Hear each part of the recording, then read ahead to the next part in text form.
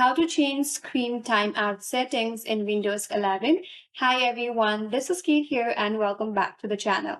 And on today's video, we will learn how we can change screen timeout settings in Windows 11. So without further delay, let's get in this video.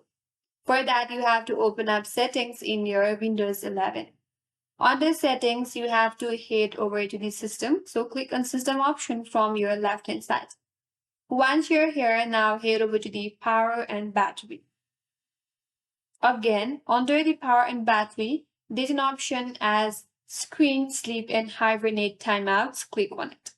Here you have two sections, one plugged in and another on battery. Head over to first section. There you have an option as turn my screen off after. Click on this drop down. Here you have to select your preferred screen time that you want to set.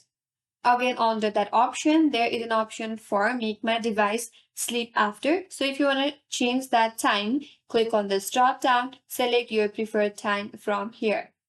Now same with your on battery. If you want to change settings for your screen timeouts in on battery, you could have to do the same. Click on this drop down, then select your preferred time.